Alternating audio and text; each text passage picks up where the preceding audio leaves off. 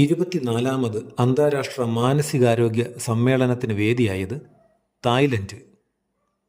2025 mental health award ജേതാവ് സൈമ വസേദ് ലോക ആരോഗ്യ സംഘടനയുടെ സൗത്ത് ഈസ്റ്റ് ഏഷ്യൻ റീജിയണൽ ഡയറക്ടറും ഷെയ്ഖ് ഹസീനയുടെ മകളുമാണ് സൈമ വസേദ്.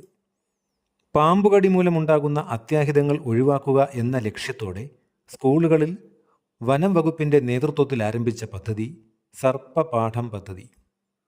കേരളത്തിലെ ആദ്യ AI റോബോട്ടിക് ഗവേഷണ കേന്ദ്രം റിസർച്ച് ആൻഡ് ഡെവലപ്മെൻറ്റ് സെൻറ്റർ പ്രവർത്തനം തുടങ്ങിയത് കൊട്ടാരക്കരയിലെ നെടുവത്തൂർ.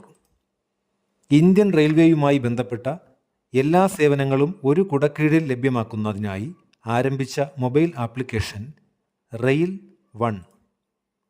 ഡൽഹിയിൽ പ്രവർത്തിക്കുന്ന National Institute of Public Cooperation and Child ഡെവലപ്മെൻറ്റിൻ്റെ പുതിയ പേര് Savitribai Phule National Institute of Woman and Child development.